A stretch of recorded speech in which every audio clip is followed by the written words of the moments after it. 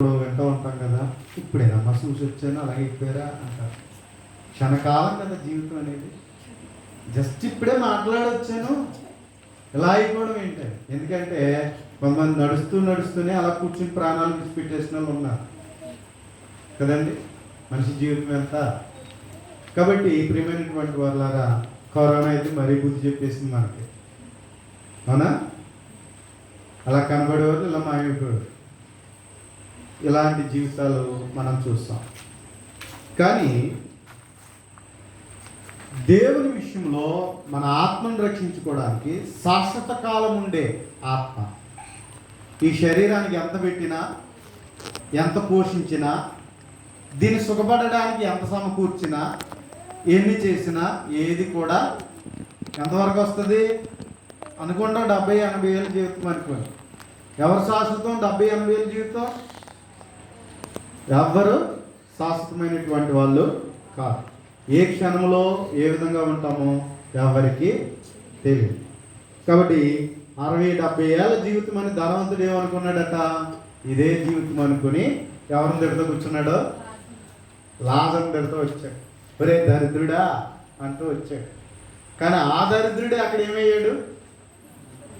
భాగ్యవంతుడయ్యాడు. దేవుని ఐశ్వర్యంలో పాలుభాగస్తుడయ్యాడు.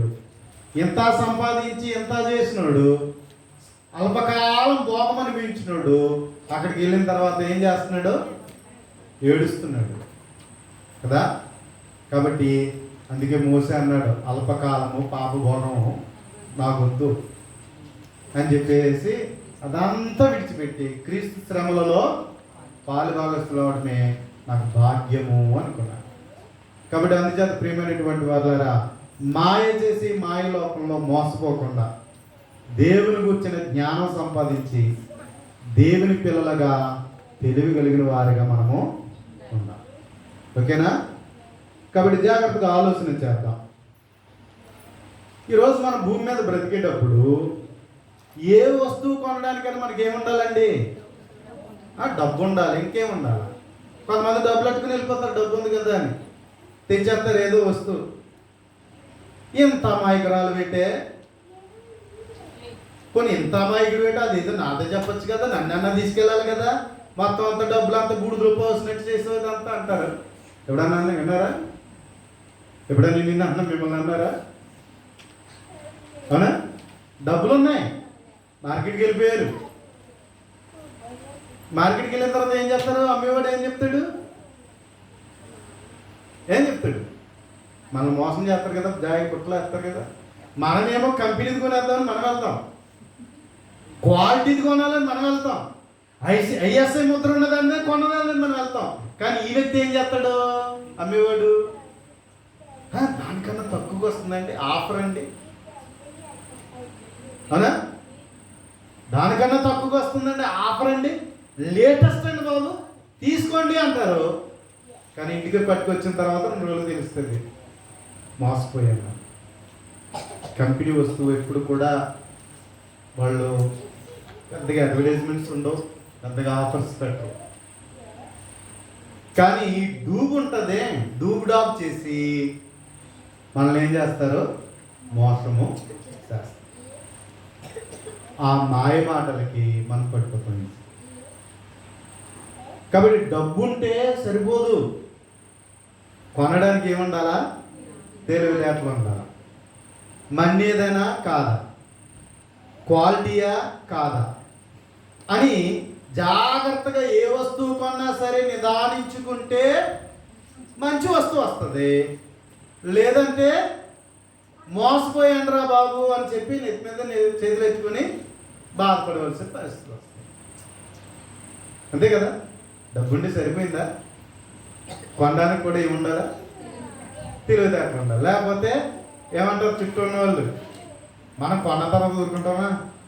అక్కడ ఏదో చెప్పేశారని మనమే అడావిడ చేసుకుంటాం, నేను కొనేసిందని చెప్పి, అవునా? కొనేసానని మనం అడావిడ చేస్తాం.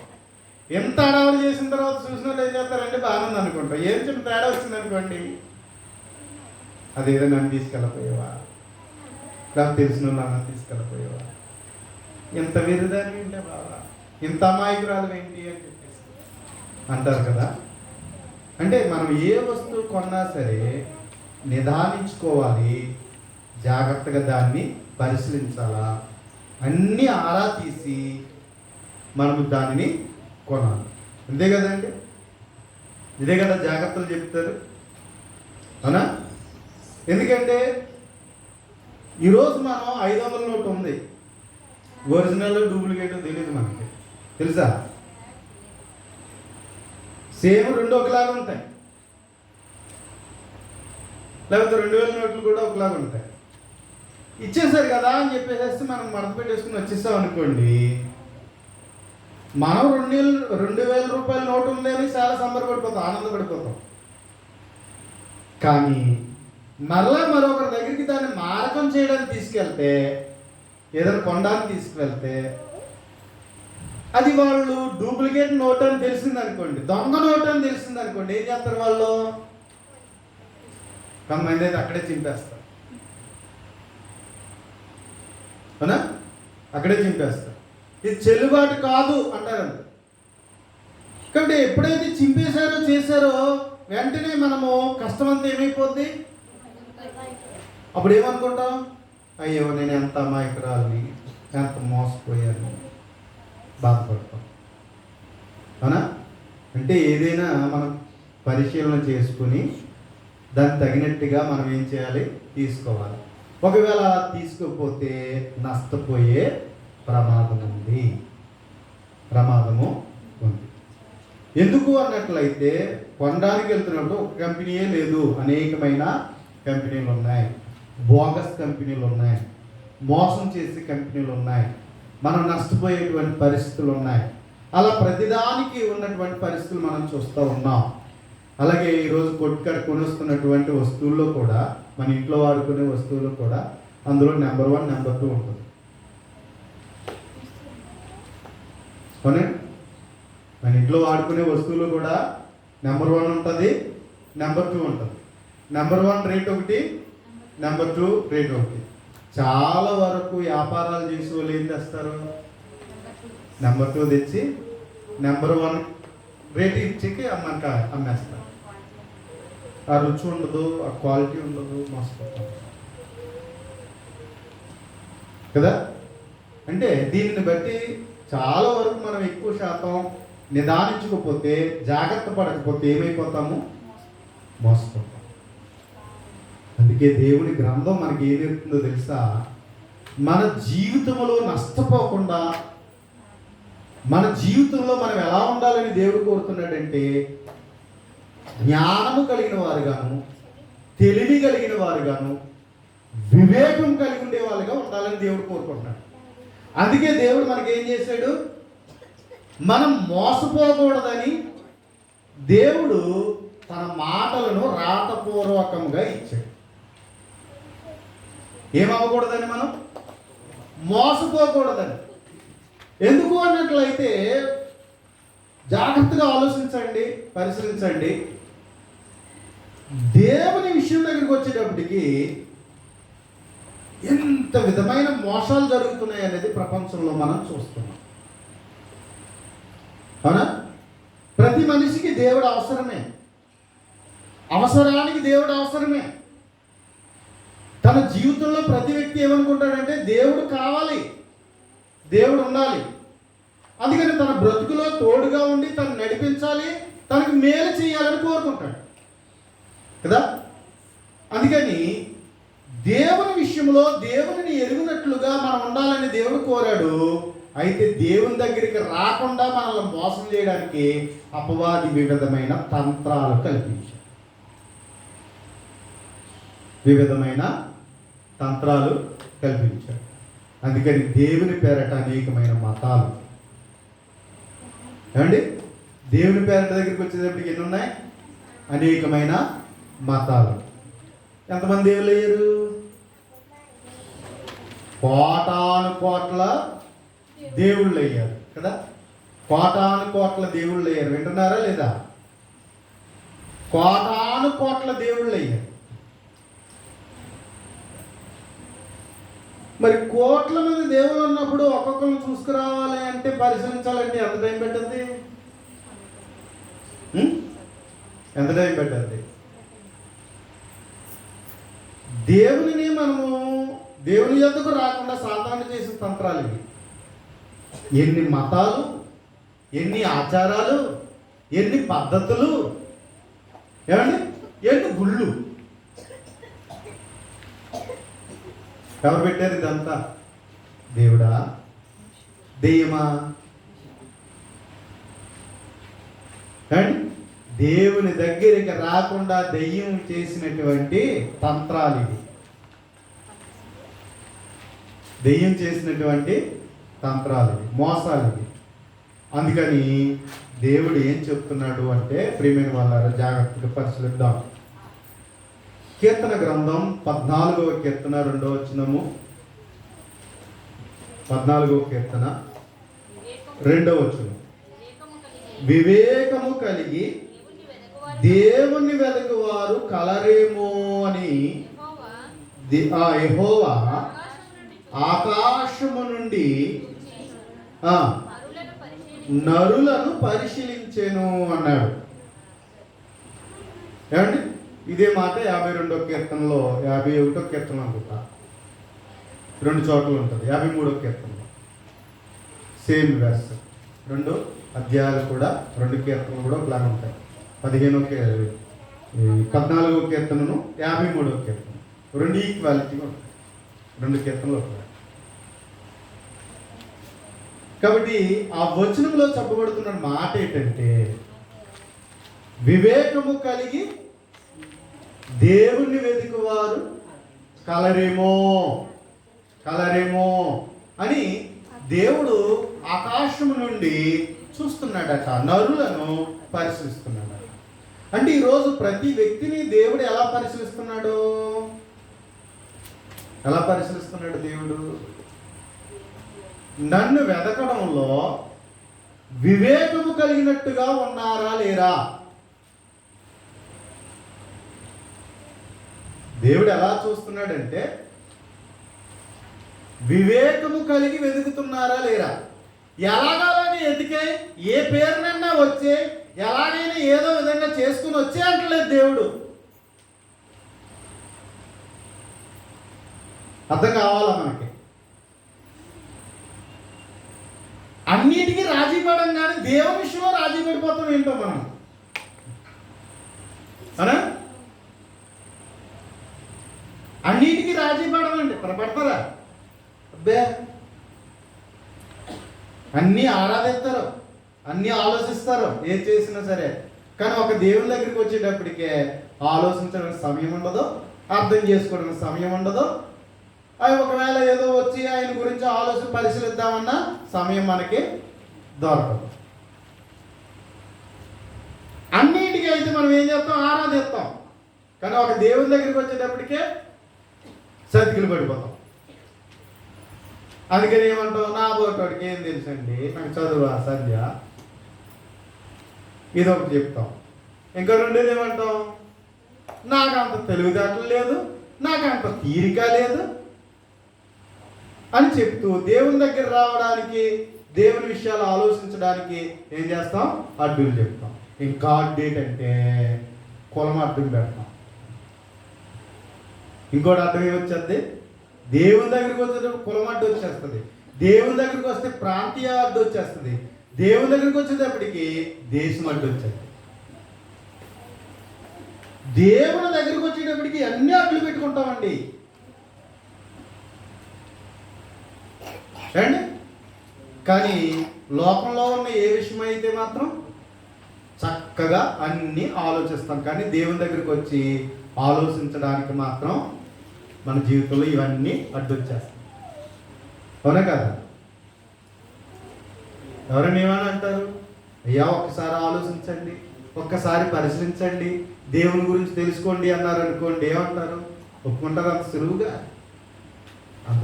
ఒప్పుకోరు. ఒకవేళ ఒప్పుకుంటే దేనికి? దేవుని నమ్ముకుంటాను పిల్లలు పుడతారా? దేవుని నమ్ముకుంటాను ఉద్యోగం వస్తుందా? దేవుని నమ్ముకుంటాను నా కష్టాలు తీరిపోతాయా? అవసరాల కోసమే దేవుణ్ణి తెలుసుకో. ఒకవేళ అవసరం కోసమే, అవసరం తీరిపోతే మళ్ళీ వెళ్ళిపోతాం. ఆపదకి ఏదో మొక్కుకొని అది తీర్చుకుని వెళ్ళిపోయేవారుగానే ఉన్నారు చాలా వరకు. కానీ దేవుని గురించి తెలుసుకోవాలి అనేటువంటి ఆలోచన లేదు. ఎందుకంటే ఒక ఇల్లు ఉంది అన్నట్లయితే దాన్ని ఎవరు కడతారు? ఎంతమంది కడతారు చెప్పండి? ఎంతమంది కడతారు? నలుగురు కడతారా? ఒకరి చేత కట్టబడుతుంది. కర్మలంతా పని వాళ్ళే. అది సొంతమవుతుంది. అది పని చేసిన వాళ్ళు సొంతమవుతుంది చెప్పండి. పోనీ ఆ ఇంటి వాళ్ళు ఎవరిది ఇల్లు అని ఎవరిది చెప్తారు? తాపి మేత్రిదండి, కూలి పని వాళ్ళదండి, టైల్స్ వేసిన వాళ్ళదండి. వాళ్ళ పేర్లు చెప్తారా? వాళ్ళ పేర్లు చెప్పరు కదా. ఎవరితో చెప్తారు? ఎవరైతే దాన్ని కట్టి స్థల సంబంధించిన ఎవరైతే కట్టించారో వాళ్ళ పేరే చెప్తారు. వాళ్ళే యజమానులు అంటారు. ఎంతమంది అవుతారు యజమానులు? ఒకరు అవుతారు కదా. మరి యావత్తు సృష్టి ఉంది. ఈ యావత్తు సృష్టి ఉంది. మరి సృష్టికి కర్తలు ఎంతమంది? ఒక్కరే. ఒక ఇంటిని నిర్మించడానికి ఏమంటున్నాం మనం? ఒకరి చేత కట్టబడిందని చెప్తున్నాం. అలాగే యావత్తు ప్రపంచము కూడా ఒకరి చేతే కట్టబడింది. దీని అందరికీ కర్త ఒకలే, ఆయనే సృష్టి కర్త. సృష్టి కర్త. ఆలోచించాలి. ఆలోచిస్తేనే అన్ని విషయాలు అర్థమవుతాయి. ఆలోచించకుండా ఒకవేళ అంతటితో ఆగిపోయామంటే ఇంకా అక్కడితోనే ఆగిపోతాం. అంతే మన బ్రతుకు. ఇంకా ముందుకెళ్ళం మనం. అందుకని ఏం చేయాలి? మనం ప్రతిదీ ఆలోచించాలి. ఆలోచిస్తున్నప్పుడు ప్రతి విషయాన్ని సునాయాసంగా దాని గురించి లోతుగా వెళ్ళడానికి అవకాశం ఉంటుంది. ఇంతే అనుకుంటే అంతే, లేదు అని దాదేంటో చూద్దాం అని అనుకుంటే నిజ నిజాలను మనము సరైన రీతిలో పరిశీలన చేయడానికి ఉంటాం. అందుకని దేవుడు ఏమన్నాడంటే ఎలా వెతకాలట ఆయన్ని? ఎలా వెతకాలి దేవుణ్ణి? వివేకము కలిగి దేవుని వెతుకువారు కలరేమో అని దేవుడు ఎక్కడి నుంచి వస్తున్నాడట? ఆకాశము నుండి నరులను పరిశీలిస్తున్నాడు. మరి ఈరోజు నువ్వు నేను దేవుని ఎలా వెతకాలి? ఎలా వెతకాలి మనం దేవుణ్ణి? వివేకము కలిగి వెతకాలి. ఆ వివేకం లేదనుకోండి ఎవరు బాధపడతారు? దేవుడు బాధపడతారు. అంటే మనం దేవుడు ఏమన్నాడంటే ఒక గుడ్డోళ్ళలాగా ఆయన్ని వెతకకూడదు. నలుగురు గుడ్డోళ్ళు ఉన్నారట. ఒక ఏనుగు చూస్తాకి వెళ్ళారట. నలుగురు గుడ్డోళ్ళు ఏనుగు చూస్తాకి వెళ్ళారు. వీళ్ళకి ఏం కనిపించదు కదా. వేరుగంటే విన్నారు, కానీ వేరుగా ఏంటో చూడాలనుకున్నారు. అందుకని మరి కళ్ళు కనిపించవు కాబట్టి ఒకళ్ళు వెళ్ళి ఏం చేశారన్నట్లయితే ఒక కాలు పట్టుకున్నారు. కాలు పట్టుకుని ఏనుగు కాలు పట్టుకుని ఒరే ఏనుగంటే ఏదో కాదు, స్తంభంలాగా ఉంటుందిరా అన్నట. అంటే వాడు పట్టుకున్నది తడువు చూసింది అంతవరకే కాబట్టి స్తంభం అనుకున్నాడు. ఇంకొకరు ఏం చేశారంటే చెవుల దగ్గరికి వెళ్ళాడట. చెవులు దొరికినాయి. ఇదేదో చేపలాగా ఉంది అనుకుని ఏనుగంటే ఏదో కాదు చేప అని. ఇంకొకరేమో ఇలా తడుము చూస్తూ ఈ పొట్ట దగ్గరికి వచ్చి ఇలా తడుము చూస్తే గోళ్ళ తగిలి ఏనుగంటే ఏం కాదురా, గోళ్ళ ఉంటుందిరా ఏనుగంటే అని. ఆ తర్వాత ఇంకొకరు ఏం చేశారంటే వెనకాల తోక దగ్గర వచ్చి తోక పట్టుకున్నాడు. తోక పట్టుకునేటప్పటికి అదేమో ఏమన్నా తాళ్ళ ఉంటుందిరా ఏనుగంటే అన్నదంట. అంటే నాలుగు రకాలుగా చూస్తారు. వాస్తవానికి నలుగురు కరెక్ట్ చెప్పారా? ఒకడేమో తమ్మ అంటున్నాడు ఏనుగంటే, తమ్మలా ఉంటుంది ఏనుగంటే అన్నాడు. ఇంకొకరు ఏమంటున్నారు చాట్లా ఉంటుందిరా ఏనుగంటే అన్నాడు. ఇంకొకరేమో గోడ అన్నారు. ఇంకొకరు ఏమన్నారు తాడ కదా. అలాగే ఈరోజు దేవుని కూడా అలా భావిస్తున్నామో చూడండి.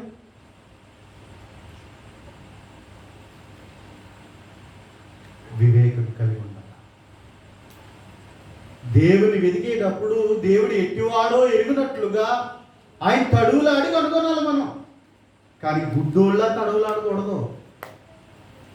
మన భావాలతో మన ఉద్దేశాలతో దేవుణ్ణి తడువులాడడం కాదు. దేవుడు ఎలా ఉన్నాడో మనం ఎరిగినట్లుగా మనం ఏం చేయాలంటే ఆయన పరిశీలన చేయాలి. అందుకని ప్రియమైనటువంటి దేవుని వారలారా, దేవుడు తడువులాడి వెతుకులాడేటట్లుగా దేవుడు ఏం చేశాడు అన్నట్లయితే మనకి అన్ని అవకాశాలు ఇచ్చాడు. ఎక్కడో దాక్కుని, ఎక్కడో మరుగయ్యి నన్ను కొనుగొనండి అనేటువంటి వాడు కాదు. దేవుడు చేసిన ప్రతి సృష్టిలో ప్రతీది కూడా మనం పరిశీలన చేస్తే దేవుడు ఎట్టివాడో మనకు అర్థం. అందుకని మనం ఏం చేయాలంటే తడువులాడి కనుగొనాలా, గుడ్డోల్లాగా వెతకూడదు. పరిశీలనగా మనం ఏం చేయాలన్నట్లయితే ఆలోచించి దేవుణ్ణి ఎరిగేటటువంటి వారిగా ఉండవలసినటువంటి వారివై ఉన్నాం. లేకపోతే జీవితంలో మనం పెద్ద నష్టపోయిన వాళ్ళం అయిపోతాం. జీవితంలో మనం ఏమైపోతామో జీవితం అంతా నష్టపోయిన వాళ్ళం అవుతాం. ఎందుకంటే దేవుణ్ణి ఎరిగితేనే మనం ఎక్కడికి వెళ్ళే అవకాశం ఉంది, పరలోకం వెళ్ళే అవకాశం ఉంది. దేవుడు తెలియకపోతే మనం ఎక్కడికి వెళ్ళే అవకాశం లేదు, పరలోకం వెళ్ళే అవకాశము లేదు. ఎందుకంటారా? దేవుడు తెలిస్తేనే మనకి ఏమొస్తాయి? ఆశీర్వాదాలు వస్తాయి. దేవుడు తెలియకుండా, దేవుని నమ్మకుండా మనకేం రావు, ఆశీర్వాదాలు రావు. కాబట్టి అందుకని మనం ఏం చేయాలంటే బ్రతికుండగానే దేవుని తెలుసుకోవాలి, బ్రతికుండగానే ఏం సంపాదించాలి? ఆశీర్వాదాలు సంపాదించాలి. అప్పుడే మనం ఎక్కడికి వెళ్తాం? పరలోకము వెళ్తాం. అందుకని మనం ఏం చేయాలంటే వివేకము కలిగి ఏం చేయాలా? దేవుణ్ణి వెతకాల. అలా వెతుకుతున్నారా లేదా అనేటువంటి దేవుడు ఏం చేస్తున్నాడు? పరిశీలన చేస్తున్నాడు. అపోస్తుల కార్యాలు 17వ అధ్యాయం మనం చూసినట్లయితే, అపోస్తుల కార్యములు 17వ అధ్యాయం మనం చూద్దాం. అపోస్తుల కార్యములు 17వ అధ్యాయం 25వ వచనం. ఆయన అందరికీ జీవమును ఊపిరిని సమస్తమును దయచేవాడు కనుక తనకు ఏదైనా కొలువు ఉన్నట్టు మనుష్యుల చేతులతో సేవింపబడేవాడు కాడు. మరియు యావత్ భూమి మీద కాపురముండుటకు ఆయన ఒకరి నుండి ప్రతి జాతి మనుషులను సృష్టించి వారు ఒకవేళ దేవుని తడువులాడి కనుగొనుదురేమో అని తను వెతక నిమిత్తము నిర్ణయ కాలములను వారి నివాస స్థలం యొక్క పొలిమేర్లను ఏర్పరచను. ఆయన మనలో యావనికి దూరంగా ఉండేవాడు కాడు అన్నాడు. కాబట్టి అందుకని దేవుడు తడువులాడి కనుగొనాలట. మనం తడువులాడి కనుగొనాలి. కంప్యూటర్ దగ్గరికి వచ్చాం, ఎవరు చేశారు, మంచి బలి చేశారు అంటాం. అవునా? ఆ చేసిన వాళ్ళ పేరు గుర్తిస్తామా లేదా? తెలుసుకుంటామా లేదా? ఒక టీవీ ఉంది, ఆ టీవీ చేసిన వాళ్ళు ఎవరో, కంపెనీ ఎవరు తెలుసుకుంటామా లేదండి? అలాగే ఏ వస్తువు ఎవరు తయారు చేశారు, ఇది ఎవరు చేశారో అని అడుగుతాం. అలాగే భూమి మీద ఉన్నటువంటి ప్రతి సృష్టము కూడా ఏం చెప్తుంది అన్నట్లయితే దేవుడు ఉన్నాడు అని చెప్తుంది. అవునా? ప్రతి సృష్టము కూడా, భూమి మీద ఉన్నవన్నీ కూడా ఇంత చక్కగా ఇంత చక్కగా నడిపించబడుతుందంటే దాని వెనుక ఎవరో నడిపించబడకుండా అది కదులుతుందా? కదలదు. ఏమీ లేదండి, అక్కడి నుంచి స్టార్ట్ చేసుకునండి, వ్యాన్ ఎలా వచ్చేసిందండి, ఇక్కడికి వచ్చేసిందండి అన్నారు అనుకోండి, ఒప్పుకుంటారా మీరు? ఎవరో డ్రైవర్ చెప్పండి అంటారు. అంతేనా? అంతే తప్ప అందులో ఆయిల్ వేసేసారు, బ్యాటరీ మొత్తం అన్ని పికప్మెంట్ ఉంది, ఏమీ లేదండి, దానికి అదే స్టార్ట్ అయిపోయింది, మా ఇంటికి వచ్చేసిందంటే ఒప్పుకుంటారా? అన్నీ ఏమని అడుగుతారు? ఎవరు డ్రైవ్ చేసుకుంటా వచ్చారు చెప్పండి, ఆ డ్రైవర్ ఎవరో చెప్పండి అంటారు. లేదు లేదండి బాబా, దానికి అదే వచ్చేసింది, టర్న్ తీసుకుంటూ వచ్చేసింది, ఇలా మలుపు తిరిగి వచ్చేసింది, ఇక్కడ ఆగిపోయింది అన్నారు అనుకోండి, అది స్టార్ట్ అయిపోయి వెళ్ళిపోతే ఎవరన్నా గుద్దేలు కానీ ఇంతలా వచ్చి ఇలా వస్తుందా? ఇంతకీ ఎవరు నడిపారు చెప్పండి అంట. లాజిక్ కదా అది. మరి అలా అయితే ఈరోజు ఇంత విశ్వాన్ని ఎవరు నడిపిస్తున్నారు? వర్షం ఎలా పడుతుంది, ఎండలా కాస్తుంది, మంచు ఎలా పడుతుంది, కాలమానాలు, ఋతువులు ఇవన్నీ కూడా ఎలా జరుగుతున్నాయి? దీని అంతటిని నిర్వర్తిస్తున్న వాళ్ళు ఎవరు? దీని వెనుక ఎవరో ఉన్నారు. ఒక వ్యాన్ ఉంది అంటే దానికి అదే వచ్చేసింది అన్నట్లయితే ఒప్పుకోం కదా. మరి ఈరోజు ఇంత చక్కగా, ఇంత సృష్టి ఇంత చక్కగా జరుగుతుందంటే, ఇలా పంటలు పండుతున్నాయంటే దీనికి ఒక క్రమం ఉంది అన్నట్లయితే దీని వెనుక ఎవరున్నారు? సృష్టికర్త అయినటువంటి దేవుడు ఉన్నాడు. వివేకం ఉంటూ ఒప్పుకుంటాం. వివేకం ఉంటే ఏం చెప్తాం మనము? ఒప్పుకుంటాం. ఏం చేస్తావా? ఆయన్ని వెతుకుతాం. అవునా? ఆయన ఎవరు అని ఏం చేస్తాం మనము? ఆయన వెతికేవారుగా ఉండగలుగుతాం. అందుకని ప్రియమైనటువంటి దేవుని వారులారా, అన్నీ ఆలోచించే మనం దేవుని దగ్గరికి వచ్చేటప్పటికే ఏం చేస్తున్నాం? మనం ఏం చేస్తున్నాం? అనాలోచితంగా ఉంటున్నాం, అవివేకముగా ఉంటున్నాం. సరైన ఆలోచన రావట్లేదు దేవుని దగ్గరికి వచ్చి. దేవుని అర్థం చేసుకో. ఒక విషయం చెప్తాను, ఏమనుకోకండి. ఏంటి పక్షి ముక్కులా ఉంది నీ ముక్కు అంటే ఒప్పుకుంటారా? గెట్ట ముక్కులా ఉండేటమ్మా అన్నారనుకో ఒప్పుకుంటారా? లేకపోతే ఏంటి మేకపోతే గాంభీర్యం అన్నారనుకుంటే ఒప్పుకుంటారా? ఒప్పుకుంటారా? మేకపోతే అన్నవి అంటారు. ఏంట్రా ఎద్దులా గెలుతున్నావు అన్నారనుకోండి ఒప్పుకుంటారా? జంతువులతో పోలిస్తూ ఒప్పుకుంటామా మనం? నేను మనిషినిరా బాబు, నేనే, నన్నుగా చూడు, నన్నుగా పీలు, అంతే తప్ప వాటితో నన్ను పోల్చకంటారు కదా. అవునా కదా? ఏంటో గోళ కిన్నంగా ఉన్నాం అనేప్పుడు ఆటోమేటిక్ మనకు వచ్చేది కోపం. ఏంటి తాడ్చిలా నిదానంగా ఉన్నాం ఏంటంటే మన కోపం వచ్చేస్తుంది. ఏమండి? దేంతో పోల్చి చేసినా ఒరే బాబు నేను అది కాదు, నేను మనిషిని అంటాం. అవునా కదా? అవునా? మరొక విషయం నేను చెప్తాను. నానేమో బతుకున్నాడు, ఇంట్లోకి వెళ్ళి ఫోటో దగ్గరికి వెళ్ళి నాన్న 10 రూపాయలు ఇవ్వ అన్నారు అనుకోండి, ఎలా ఉంటుంది?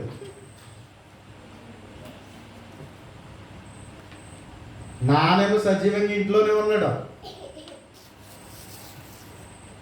అప్పుడు ఏమంటాడు నాన్న? ఏమంటాడు? బతికి నేను ఉన్నాడరా, ఎదురుగుండా పెట్టుకుని పోయి నన్ను అడగకుండా పోయి ఫోటోని అడుగుతావేట్రా అంటారు కదా. అనా? మరి దేవుడు సర్వాంతర్యామి, దేవుడు సజీవుడు, జీవము కలిగినవాడు. మరి అటువంటి దేవునితో మనం వెళ్ళి వేరే దాంతో దేవుడిని పోల్చుకుని మాట్లాడితే దేవుడు బాధపడ్డ. బతుకుండగానే ఫోటో దగ్గరికి వెళ్ళి మాట్లాడుతూ ఒప్పుకోం కదా మనం. పనిచేయాలా లేదా? మనకొక తీరు, దేవుడికి ఒక తీరా. ఆయన మనకంటే గొప్పవాడు కదా. ఈ విశ్వాన్ని చూస్తేనే చెప్తుంది కదా ఆయన ఎంత గొప్పవాడు అనేది. మరి అలాంటప్పుడు దేవుని గురించి ఆలోచించడం ఎంత గొప్పగా ఆలోచించాలి నువ్వు? నీ గురించి వస్తే నువ్వు ఒప్పుకుంటలేదు, నీ దేవుడు ఎవరితోనో పోలిస్తూ ఒప్పుకుంటలేదు, నీ పేరుని ఏ పేరు పెట్టినా ఒప్పేసుకుంటావా? ఏ పేరు పెట్టిన పిలుస్తావా? ఒప్పుచేస్తావా? ఏం చేస్తావు? నాకు పేరు ఉంది, నాకు రూపం ఉంది, నన్ను అలాగే గుర్తించు అంటావు. కానీ వేరొకరితో పోల్చడం ఒప్పుకుంటామా మనం? ఒప్పుకో. మరి జీవం గల దేవుడు, పౌరుషం గల దేవుడు కదా. మరి దేవుని విషయంలో కూడా అంతే విధంగా ఆలోచించాలి కదా. అందుకే అన్నాడు దేవుడు, వివేకము కలిగి దేవుణ్ణి వెతుకువారు కలరేమో. కాబట్టి దేవుణ్ణి దేవునిగా ఎరగాలి, దేవుణ్ణి దేవునిగా అర్థం చేసుకోవాలి. దేవుణ్ణి దేవునిగా తెలుసుకోవాలి, దేవుణ్ణి దేవునిగా ఎరగాలి. అలా ఎరగాలి అన్నట్లయితే ప్రియమైన వాళ్ళారా, మన జీవితంలో జరగవలసింది ఏంటి అన్నట్లయితే చూడండి, 119వ కీర్తన 104వ వచనం ఏం చెప్తుందో చూడండి. 119వ కీర్తన 104వ వచనం మనం చూసినట్లయితే,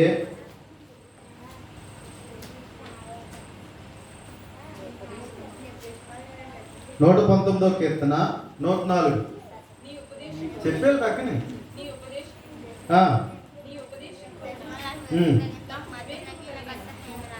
నీ ఉపదేశము వలన నాకు వివేకము కలుగును అన్నాడు. వివేకం ఎలా వస్తుంది అంటున్నాడు? ఎలా వస్తుంది? తెలియనోడికి ఎవరైనా చెప్తేనే కదా తెలిస్తుంది ఏదైనా, అంతే కదండి? అవునా?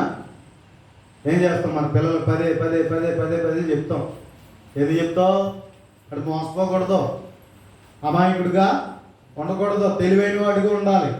అందుకని ఏం చేస్తాం? మన పిల్లలకి చెప్పింది చెప్పి ప్రతిదీ మనం అన్ని విషయాలు చెప్తూ ఉంటాం. పెద్దోడైన తర్వాత ఏంటమ్మా చిన్న పిల్లలు మరి చెప్తాను అంటాం.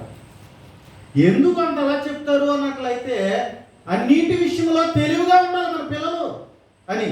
అలాగే దేవుడు కూడా ప్రియమైనటువంటి వాళ్ళారా, మనం ఎలా ఉండాలని దేవుడు కోరుతున్నాడు? వివేకము కలిగిన వారుగా ఉండాలి. అందుకని భక్తుడు ఏమంటున్నాడు అన్నట్లయితే, కీర్తనకారుడు ఏమంటున్నాడు అన్నట్లయితే, నీ ఉపదేశం వలన నాకు వివేకము కలుగును అన్నాడు. కాబట్టి మన జీవితంలో వివేకం సంపాదించాలి అన్నట్లయితే మనకి ఏం జరగాలి? ఉపదేశము జరగాలి. ఉపదేశము జరగకుండా మనకి ఏమి రాదు? వివేకము రాదు. మీకు ఒక జనరల్గా లోక సంబంధమైన ఆలోచన చెప్తాను. చదువట సంస్కారం నేర్పిస్తుంది. చదువు ఎందుకు? సంస్కారం అంటే ఏంటి? చదువు మరొక పదం చెప్పాలంటే మనస్సు వికసింప చేస్తుంది.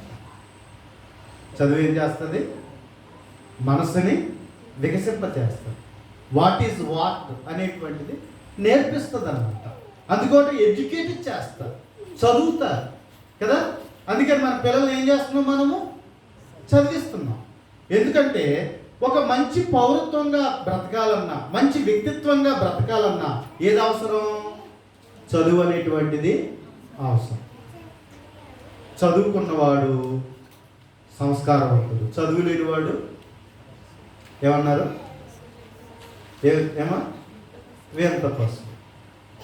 చదువు లేనివాడట ఏంటట? పశువుల్లో వేంత పశువు అట్ట. ఎంత స్థితికి ఉన్నాడు అనే విషయాన్ని తగ్గించారు చూసారా? చదువు లేనివాడట ఎంత పశువు అట. అవునా? అలాగే దేవుడు నిన్ను నన్ను కూడా మృగంగా కాకుండా మనిషిగా బ్రతకాలని, మానవత్వం కలిగి ఉండాలని, ఈ మనిషిలో వివేకము కలిగి ఉండాలని దేవుడు ఏం చేశాడంటే తన మహోన్నతమైన విద్యను దేవుడు నీకు నాకు అనుగ్రహించాడు. ఆయన వాక్యం యొక్క ఉపదేశం వలన మనకి ఏం కలగాలని దేవుడు కోరుతున్నాడు? వివేకం కలగాలి. వివేకంగా బ్రతకాలి. మనం వివేకంగా దేవుని వెతకాలి. దేవుని విషయంలో వివేకవంతులమై మనం ఏం చేయాలన్నట్లయితే మేలు కీడులను వివేచించేటటువంటి రీతిలో వయసు వచ్చిన వారుగా గొప్ప వ్యక్తులుగా మనం బ్రతకాలనేటువంటి దేవుడు కోరుకున్నాడు. చదివితే ఆ చదువుని బట్టి ప్రతిభావంతుడిగా ఒక గొప్ప వ్యక్తిగా మనం గుర్తిస్తున్నామే, అలాగే దేవుని వాక్యం ద్వారా, ఉపదేశం ద్వారా వివేకవంతులుగా మనం తీర్చిదిద్దబడాలని దేవుడు మనల్ని కోరుతున్నాడు. అమాయకులుగా, మూర్ఖులుగా, బుద్ధిహీనులుగా ఉండడానికి దేవునికి ఇష్టం లేదు. అందుకని మన జీవితంలో ఏం చేయాలంటే దేవుని వాక్యాన్ని చక్కగా నేర్చుకుని, చక్కగా ఉపదేశింపబడి మనం ఎలా ఉండాలని కోరుతున్నాడు దేవుడు? వివేకవంతులుగా ఉండాలి. అందుకని దేవుడు తన నిబంధన ఇచ్చి, తన ధర్మశాస్త్రాన్ని ఇచ్చి ఇశ్రాయేలు ప్రజలతో ఏం చెప్తున్నాడో చూడండి. ద్వితీయోపదేశకాండం 4వ అధ్యాయం 6వ వచనం. ద్వితీయోపదేశకాండం 4వ అధ్యాయం 6వ వచనం మనం చూసినట్లయితే, ఈ కట్టడలన్నిటినీ మీరు గైకొని వాటిని గురించి జనముల దృష్టికి అదే మీకు జ్ఞానము, అదే మీకు వివేకము అన్న. దేవుడు తన మాటలు ఇచ్చి తన ప్రజలైన ఇశ్రాయేలు ప్రజలకి ఇచ్చి ఏమంటున్నాడు అన్నట్లయితే, ఇదే ఈ గొప్ప జనం, జ్ఞాన వివేచన గల జనమని చెప్పుకొందురు అని చెప్పేసి ఏమంటాడు అంటే, అదే మీకు జ్ఞానం, అదే మీకు వివేకము అని చెప్తున్నాడు. అందుకని ఇశ్రాయేలు ప్రజలు దేవుని జ్ఞానాన్ని సంపాదించడానికి ఏం చేయాలా? దేవరాత్రులు ఏం చేయాలట? ధ్యానించాలి. ఏం చేయాలా? దేవరాత్రులు ధ్యానించాలి. ఏ విషయమైనా చక్కగా అర్థం కావాలంటే మనం దాన్ని దీర్ఘంగా స్టడీ చేయాలి. అప్పుడే ఒక విషయం మన మనస్సుకు అర్థం అవడానికి అవకాశం ఉంది.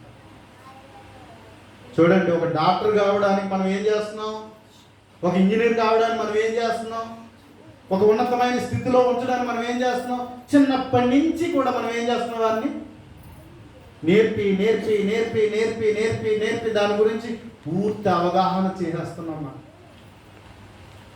దాంట్లో పూర్తిగా ఇంకా ఏమైపోవాలి? ఇంకా ఏదైతే మనం అనుకున్నారో, లేకపోతే ఆ పిల్లవాడు ఏం చదవాలనుకున్నాడో అదంతా కూడా కంప్లీట్గా దాన్ని సంపాదించేటట్లుగా ఎప్పటి నుంచి 3వ ఏట నుండి ప్రారంభమై మించి 25 సంవత్సరాలు 30 సంవత్సరాల వరకు స్టడీ చేస్తూనే ఉంటాడు.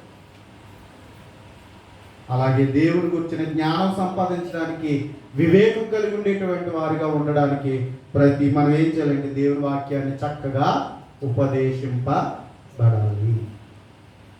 చక్కగా మనం ఏం చేయబడాలి? ఉపదేశింపబడాలి. కాబట్టి ప్రతిదీ అర్థం కావాలి. మనకి ప్రతి విషయం మనకు అర్థం కావాలి. దేవుని గురించిన విషయాలు ప్రతిదీ మనకు అర్థం కావాలి. అలాగే మనం ఏం చేయాలంటే మనము ధ్యానిస్తాం. అందుకని ఏమంటాడు అన్నట్లయితే, సమయం పోనీ యొక్క సద్వినియోగం చేసుకోవాలి. ఎఫెసీయులకు రాసిన పత్రికలో 5వ అధ్యాయం 15వ వచనంలో ఏమంటాడంటే, దినములు చెడ్డవి కనుక సమయము పోనీయక సద్వినియోగం చేసుకోవచ్చు, అజ్ఞానుల వలె కాక జ్ఞానుల వలె నడుచుకొనడి అని చెప్తూ ఆ కింద ఏమన్నాడు చూడండి, ఇందు నిమిత్తము మీరు అవివేకులు కాక ప్రభు చిత్తమేమిటో గ్రహించుకొనడి అన్నాడు. ఏం చేయాలి? మనము ప్రభు చిత్తం ఏమిటో గ్రహించాలి. ప్రభు చిత్తం తెలియకపోతే మనం ఎక్కడికి వెళ్దాం? పరలోకం వెళ్ళాం. ఎందుకంటే ప్రభు అని పిలిచి ప్రతివాడు ఎక్కడికి వెళ్ళట? పరలోక రాజ్యం. చాలా మంది ఏమనుకున్నారంటే, నువ్వు ఒక దేవుడు కాబట్టి నీకు దండం పెట్టేస్తాను, దేవుడు కాబట్టి నాకు కలిగి ఉన్నది ఏది ఇచ్చేస్తాను, ఇలాగే ఆలోచిస్తున్నారు. దేవుడు అనేటప్పటికి దండం పెడతాను, నాకు కలుగున్నది ఏదో నీకు ఇచ్చేస్తాను, నన్ను దీవించే, నన్ను స్వర్గాన్ని తీసుకెళ్ళిపో. ఇదే కదా మనిషి అనుకుంటుంటా. నువ్వు దేవుడు కాబట్టి ఏం చేస్తాను? దండం పెడతాను. నువ్వు దేవుడు కాబట్టి నీకు తులమో పాలమో ఏదేమో చేయగలను, నీకు ఇస్తాను, నన్ను దీవించే, ఇదే పుణ్యం కాబట్టి నన్ను తీసుకెళ్ళిపో అన్నాడు. కానీ ప్రియమైనటువంటి దేవుడు వాళ్ళారా, మనకు అర్థం కావాల్సింది ఏంటో తెలుసా? మేలు కీడులు వివేచించే జీవితం కావాలి. మేలేటో తెలియాలా, కీడేటో తెలియాలి. అలాగే వివేచించేవారు కావాలి. అలా వివేచించేవారుగా వాక్యానుభవం పొందాలని దేవుడు కోరుతున్నాడు. అలాగే మనం దేవునికి దగ్గర అయిపోవాలనుకుంటున్నాడు. అలాగే దేవునిలా మారిపోవాలనుకుంటున్నాడు. అందుకని దేవుని ఎలా వెతకాలట? వివేకము కలిగి వెతకాలి. కానీ దేవుని వెతకడం అంటే సింపుల్ అయిపోయింది. అంటే నువ్వు దేవుడు కాబట్టి నాకు కనిపించే, నేను నిన్ను నమ్మేస్తాను అంటున్నాడు కదా. అప్పుడప్పుడు ఏమంటూ ఉంటారు, ఉన్నాడా? ఉంటే కనిపించమను, కనిపిస్తే నేను ఏం చేస్తాను? నమ్ముతాను అంటారు. ఏమండి, దేవుణ్ణి అని చెప్పి యావత్తు ప్రపంచాన్ని కనుపరుచుకోవడం ఆయనకేం కష్టం కాదు. ఒక్కసారి కనబడితే అందరూ నమ్మేస్తారు. అవును కదా? ఒకసారి కనబడితే అందరూ నమ్మేస్తారు. లేదా నన్ను ఎందుకు నమ్మలేదురా అని కొట్టుకుంటూ వచ్చాడు అనుకోండి, భయం కొద్దేను నమ్మేస్తాం. లేదా నన్ను నమ్మమని ఏదో ఆశ పెట్టినా దేవుడు ఏం చేస్తారో అందరూ దేవుడు నమ్మంటారు కదా. కానీ ఆశ పెట్టో భయపెట్టో నేను ఎలా మభ్య పెట్టో నమ్మించుకోవడం ఆయనకి ఇష్టం కాదు. చూచి నమ్ముంటే కంటే చూడక నమ్మిన వారు దేవునిగా నీ మనస్సులో అర్థం చేసుకోవాలి, నీ హృదయంలో అర్థం చేసుకోవాలి. ప్రతిమా రూపము కాదు, దేవునిని గూర్చిన స్వభావము, ఆయన గుణములు నీ మనస్సులో అర్థం కావాలి. అర్థమై నువ్వే దేవుళ్ళ మారిపోవాలి. అది దేవుడు కోరుకుంటా. అలా మారడానికి దేవుడు ఏం చేశాడు అన్నట్లయితే, ఇదిగో ఉపదేశం పొందమని దేవుడు కోరుతున్నాడు, వాక్యోపదేశం పొందమని దేవుడు కోరుతున్నాడు. ఎందుకు ఇంత కష్టం అన్నట్లయితే ప్రియమైన వారులారా, ఎవరు అర్థం కావాలి మన మనస్సులకు? దేవుడు అర్థం కావాలి. మరొక మాట చెప్తాను, హృదయ శుద్ధి గలవారు ధన్యులు, వారు దేవుని చూచెదరు. ఎలా చూస్తారు? భాగ్యమైన నేత్రాలతోనా? ఏమండి, బాహ్యమైన నేత్రాలతోనా? నేను అలా అనుకుని ఒక 5 రోజులు ఏమీ తినకుండా మొత్తం 40 days ఉండిపోదామని, దేవుని చూడాలా కనిపిస్తున్నాడట కదా, నాకు కనబడతాడేమో అని నేను పూర్తిగా లోపల తలుపులేసేసుకొని పూర్తిగా ఉపవాసం అనమాట అండి. ఇంకొకటి అడగడం, నీ పునరుద్ధారణ కనిపించు, నీకు పునరుద్ధారణ ప్రత్యక్షం చేయి, నన్ను పేరు సేవకు పిలుచుకో, నన్ను పంపించు అని. అలాగే 5 రోజులు ఉండిపోయాను. ఒక్కగానో కొడుకున అవడం వల్ల తల్లిదండ్రులు ఏడుస్తున్నాను, బయటకు వచ్చేసాను. ఏదో ఒక విషయాన్ని మనం పరిశీలన చేయం కదా, మనం దేవుని గ్రంథాన్ని చదవం కదా. మనుషులు చెప్పే మాటలు బాగా పడతాయి, అవునా? మనుషులు చెప్పే మాటలు బాగా పడతాయి, కానీ ఏం చదవం మనం? వాక్యాన్ని మాత్రం పరిశీలనగా చదవం. చదివిన తర్వాత అప్పుడు నాకు అర్థమైంది నేను చేసిన తప్పని. చదవకముందు అది నాకు అనిపించింది బాగుంది, ఓ దేవుని చూసేయాలనుకున్నాను. కానీ దేవుని గ్రంథం అంటుంది, ఎవరును ఎప్పుడును ఎవరు చూడలేదు, దేవుణ్ణి చూడలేదు, చూడ నేరడు. ఈ వాక్యం నేను చూడలేదు, ఇది నాకు ఎవరో చెప్పలేదు, ఎవరో ఏదో చెప్తే నేను ఏమనుకున్నానంటే ఓ ఎలాగనమాట అనుకుని నేను ఏం చేశానంటే నా నిర్ణయం ప్రకారం నేను వెళ్ళిపోయాను. ఏదో పుస్తకం చదివి ఎవరో ఒక ఆయన బుక్ రాశాడు, నేను బైబిల్ చదవలే, ఈ విషయం నాకు అర్థం కాలే. కానీ నేనేం చేశాను అన్నట్లయితే మనుషులు ఏదో రాస్తే దాన్ని పట్టుకుని నేను వెళ్ళిపోయాను అంతే. కానీ వాస్తవానికి గ్రంథం చూసినప్పుడు చూచి నమ్ముటి కంటే చూడక నమ్మిన వారు ధన్యులు. చక్కగా చెప్పారండి. కానీ మనం ఏం చేస్తూ ఉంటాం, మొండోళ్ళం కదా ఒకప్పుడు. మన మనసులో ఏదైతే గూడు కట్టుకున్నాయో, మనం ఏవైతే భావిస్తున్నామో అలాగే ఆలోచిస్తామే. కానీ దేవుని ఇష్టం ఏంటి, దేవుని చిత్తం ఏమిటి అనేది ఆలోచిస్తామా? ఆలోచించాలి. అందుకని మన జీవితంలో ప్రియమైనటువంటి దేవుని వల్ల వివేకము కలిగి దేవుని వెనకాల అలా వెతికేటట్లుగా నువ్వు రావాలి దేవుని సన్నిధికి. అలా నీ జీవితంలో తీర్మానం చేసుకోవాలా. అలా తీర్మానం చేసుకుని ఏం చేయాలి? నువ్వు 66 పుస్తకాలని పరిశీలన చేయాలి. అందుకే నువ్వు ఏం చేయాలి? సమయాన్ని ఏం చేసుకోవాలి? సద్వినియోగము చేసుకోవాలి. ఇప్పుడు మీ పిల్లలు తరగతులకు వారి స్థాయి పెంచుకున్నారంటే ఏం చేశారు? వాళ్ళు చదువుతూ స్థాయికి వచ్చారు అంతే తప్ప 1వ తరగతిలో ఉన్నట్లుగా 4వ తరగతిలో ఉంటారా, 5వ తరగతిలో ఉంటారా? ఏ తరగతి ఆ తరగతి స్థాయి పెరుగుకుంటూ వచ్చారుగా. అలాగే మనం దేవుని వాక్య విషయంలో కూడా నేర్చుకున్నవి ఏం చేయాలి? బాగా నేర్చుకోవాలి, బాగా వినాలి, శ్రద్ధగా వినాలి, దేవుని మాటలు అర్థం చేసుకోవాలి, అవగాహన చేసుకోవాలి.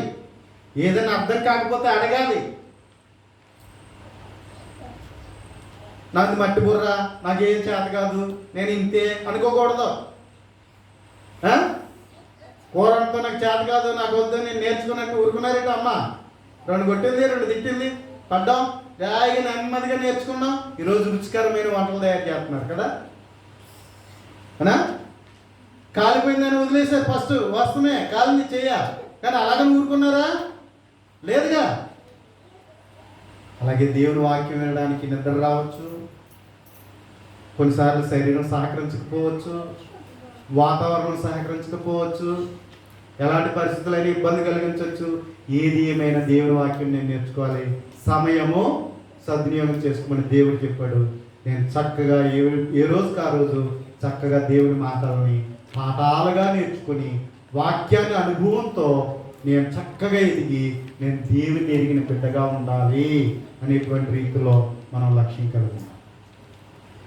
వివేకం సంపాదించాలి. అలాగే మనం ఏం చేయాలి?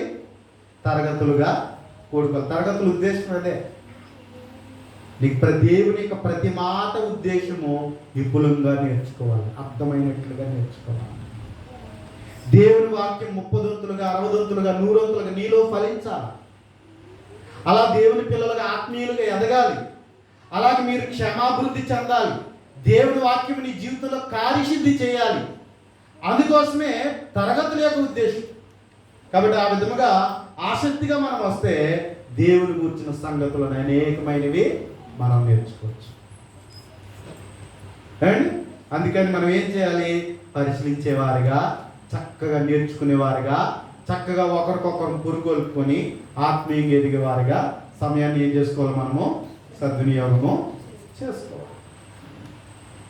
కనుక ప్రియమైనటువంటి దేవుని వారలారా, మరి మనకు మట్టి బుర్ర కదా మనది, అన్ని లోక విషయాలు అర్థమవుతాయి కానీ ఏ విషయాలు అర్థం కావు, దేవుని విషయాలు అర్థం కాదు. ఏంటోనండి, ఎక్కడికైనా చురుగ్గా వెళ్ళిపోతాం, అవునా? దేనికైనా స్పీడ్గా ఉంటాం. ఇంటి దగ్గర కూడా చేద్దాంలే ప్రార్థన, పర్వాలేదులే, బైబిలా చదువుదాంలే అనుకుంటేనే చాలా వరకు ప్రార్థన కొట్టేస్తాం. ఇంట్లో ఒకరోజు బైబిల్ చదవడం మానేస్తూ ఉంటాం.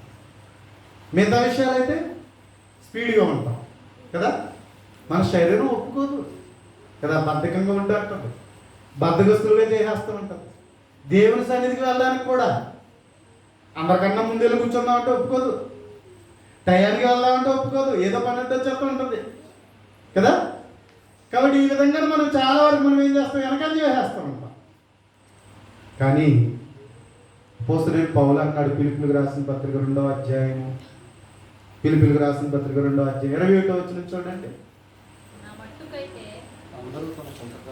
అందరూ తమ సొంత కార్యములనే చూచుకొనుచున్నారు. ఫిలిప్పీయులకు రాసిన పత్రికమ్మ 2వ అధ్యాయం 21 కదా.